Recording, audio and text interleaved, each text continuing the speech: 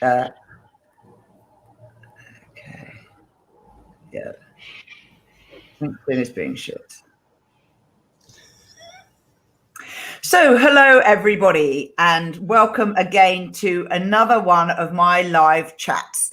I'm Rebecca Caroe, and most of you know me as a person who really enjoys talking about the leading edge of all sorts of things that affect business and specifically business to business marketing. Today, I've invited Joanne Jacobs to join me. Joanne, welcome. Hello, it's lovely to be here. Thank you for having me. So Joanne and I first met in London back in the day, and she and I have taken very interesting parallel and yet divergent career paths, I think it's fair to say. Jo, tell the listeners a little bit about you and what you do. Okay, so I've got a fairly eclectic history. I started life as a university academic at the tender age of 23 is when I started lecturing. Then for my sins, I was there for about 13 years full time, and for my sins, I after I resigned, as soon as I got tenure, I got hired back as a casual lecturer. So I've sort of maintained a relationship with the academic community. But since I've left, and it's 14, 15 years since I've left academia now, I've been running consultancies, I've run marketing agencies, I've run software production houses, moved over to the UK, lived there for 4.5 years, was for 4.5 best years of my life, loved it, but then got kicked out at the end of my visa because, this is the nature of these visas, they're short term. And now I'm running with my business partner, Gavin Heaton, Disruptors Co, and we facilitate innovation in large companies. There we go. What a great succinct summary.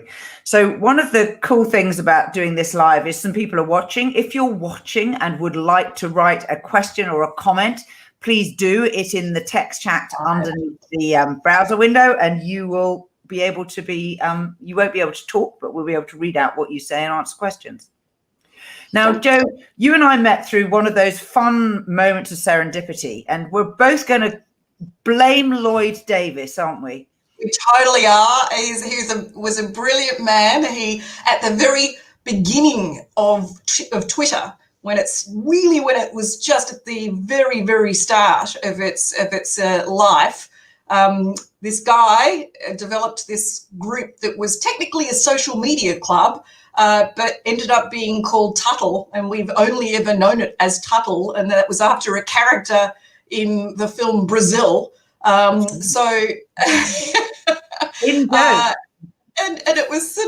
was it was the melting pot of design, of technology, of marketing, and of community, really, in London in that era of 2007, and it's still running now. And there are still people who are participating every week in Tuttle Club for coffees. But it was the connector organisation for the period, and it was literally I think I turned up to about the third or the fourth Tuttle Club ever, and it was straight after I got off the plane from Australia.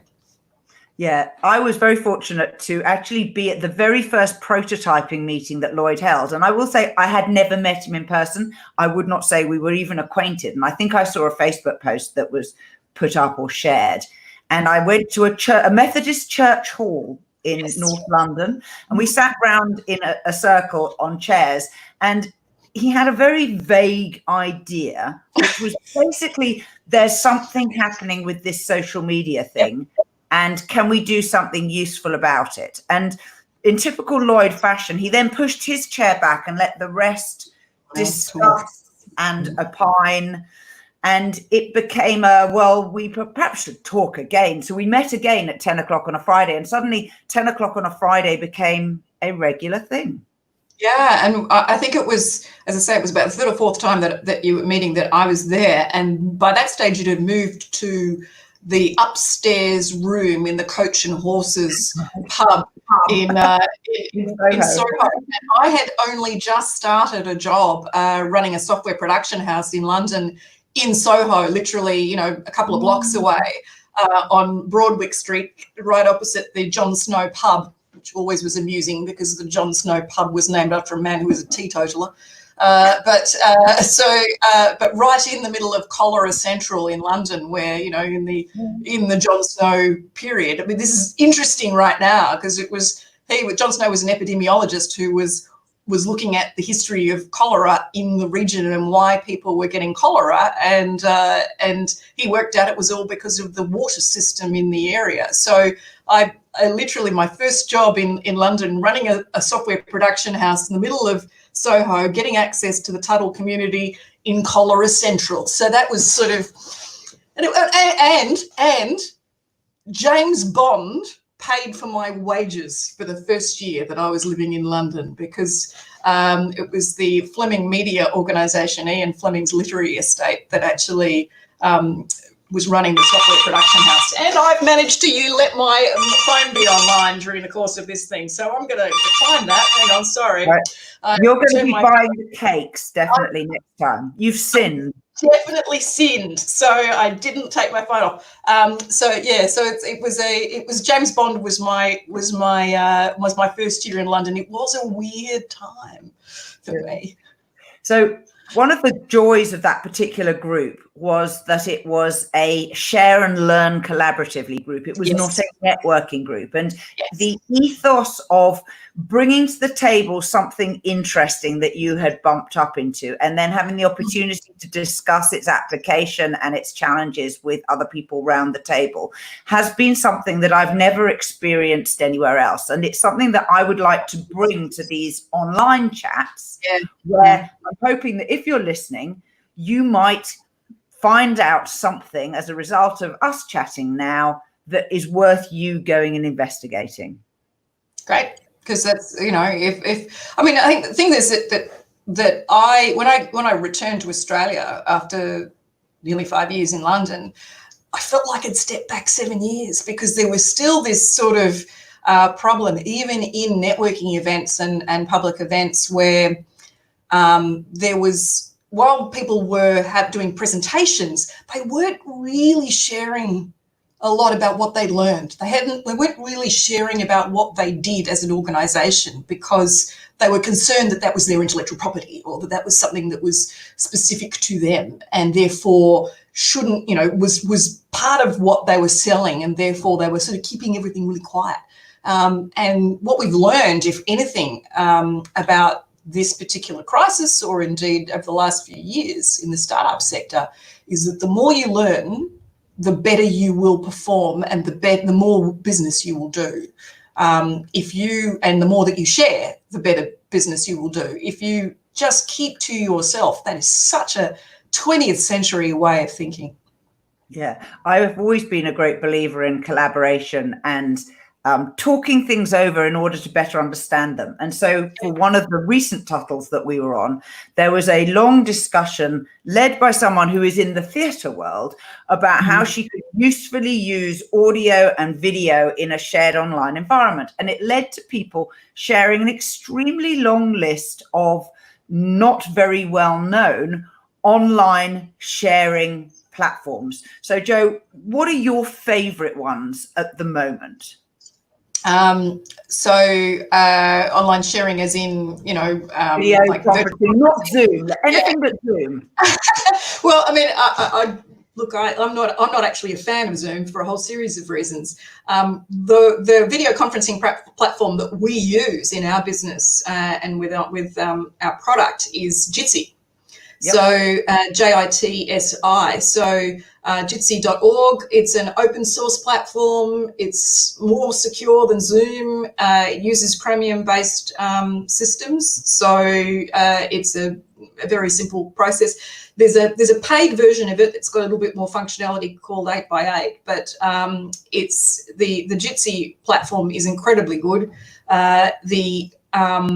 The actual video rooms, you just make up the name of your room and it lasts for as long as you're in the meeting, and you can set passwords and you can do all the kind of screen sharing and tiling of windows and stuff like that. It's got all the capability of Zoom without the bad reputation. Precisely. So right now we're recording on StreamYard. This is deliberately for streaming to a publicity platform, not for a private chat. But if you are a StreamYard user, there's also an alternative, which is called believe.tv. Yeah. And that's quite cool. I've got another one that came up. I came across the other day was what is it called? Crowddesk, is it? .io or crowdeast.io probably. But yeah, so that there's a few of those, and of course there's open broadcasting systems that can be used for online streaming, but you need to have your own kind of machine run that. So if it acts as a server, so it's sort of you certainly need to have a decent kind of internet connection for that to work really well. Yeah, I've got a note of another one here, which is called Remo, Remo. Anyway, just some ideas for people who might, like me, if you loathe Zoom. Now, one of the problem-solving techniques that Joanne has been working particularly in recent years, and which has interested me, is hacking. What is hacking, Jo, and what's the application? So hacking, first of all, is not breaking into systems. So this has been the misnomer that people have been talking about for years. They've been saying that hacking is, bad and it's got a bad reputation. That's actually cracking. But, I'm a pedant, so that's where that actually sits. But hacking has always been creative. So when we have hackathons, or when we have hacking in the software industry, it's always been about creating solutions to problems. And hackathons have been, as the name would suggest, extended periods of time, usually 1 to 3 days, where you would come together as a group of people. You may not know each other at first. You break up into groups, and you're faced with a challenge, a problem that needs to be solved, and you create a solution. And that solution could be a tech solution, it could be a hardware solution, it could be a campaign solution, it could be solving problems of how you actually access communities. All of these things are potential outputs of a hackathon that is around either a company or an area of interest. And our company, Disruptors Co, has been running hackathons since we started 5 years ago, nearly 6 years ago. So what we do is we go into usually larger companies and get them, we find the problems worth solving within those businesses. We then create sort of questions and resources around those problems, bring people in, often curate those who participate, but sometimes it's just an open event, sometimes it's just internal. And we create teams, and they come together, they work really quickly, they rapidly prototype solutions, they validate those solutions, and then they present them to a set of judges in a kind of Shark Tank style pitch competition. And at the end of it, they either walk away with the cash prize, but most importantly, I think probably more importantly, some of these solutions get integrated into those firms. And that's what is so interesting. So I'm going to tell an anecdote that is not mine to tell, it's Joanne's, but she talked about doing some work for a very large Australian airline. You can probably guess who they are. And one of the challenges was how to entertain children on long flights. And the story she told me was of 3 smart gentlemen who were the kind of flip-flops or a jandal thong-wearing variety, shorts rather than, let's say, suited and booted tie wearers. And these gents had a really great gaming platform solution for the exact age range that was being sought. But as you said to me afterwards, without a hackathon, these people would not have got past the receptionist to pitch their idea to the airline. And I'm guessing they won. They did, and well, they didn't win actually the event on the day. I think they came second, but they got a contract with that particular airline, and that was important for them. And they were all PhDs in early childhood care, so they were really smart, really switched on people, understood what they were doing. The reason why they wouldn't have got past reception is not just because of what they would wear, but actually because of the fact that the tendency is to believe that we can't do it in Australia. The tendency is that we don't have the talent here to do these kinds of projects. And so the brand had gone out to international, sort of talent seeking, and was literally on the verge of signing a contract with a US-based provider. And these guys walked in and had the solution on the spot. And it was brilliant because the brand got to buy locally. They got to buy people's product that was, well supported by research and capability. And it was a fun event. They got to meet a whole lot of other people, so they got to learn a bit more about the brand. It's on so many levels. The hackathon works really well for both recruitment, contracting, finding new solutions to problems, exploring things in a way that's low risk. Let's talk a little bit about the sorts of problems and issues that are suitable for hacking. So imagine I'm working for a corporate or a medium-sized firm, and I need some bright ideas. What are the sorts of, how do you frame up the problem, Jo? Yeah, so we normally have to make sure that we talk about the things that make up a problem that's a problem worth solving. And there has to be, you must have tried to fix the problem before and failed. Usually that's often a really important issue, because if you've tried and failed before, people know it's a problem, they've established that it's a problem, but they just haven't quite found the right way of addressing it yet, or at least if they have, it's sort of not doing as much as they want it to do. It has to have a financial impact. So for the organisation or for the stakeholders in the problem, and it has to actually be something that will produce sort of knock-on, if you like, knock-on effects, have changes that will have an ongoing benefit for the organisation. So we do that kind of diagnostic process of finding which problems really are the priorities that need to be fixed first, and that need to actually have a way of generating sort of positivity and passion around the issue. Fantastic. Now, if somebody wanted to have a go at running one of these themselves, you've got a website. It's here on the screen if you're listening. It's ihackonline.com. Talk us through what this is going to show.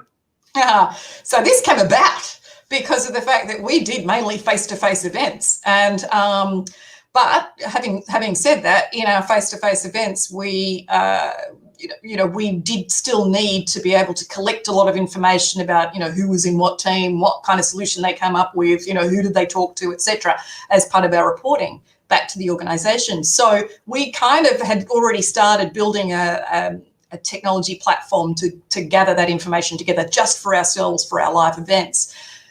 Since COVID-19, all of those live events have stopped, and we had to sort of pivot our business into online hackathons. So what we have created is effectively mimicking that experience of being in group works, doing creative collaboration, and then moving between group work and plenary or bigger group sessions, and finding a way that you can do that, where you can join teams, you can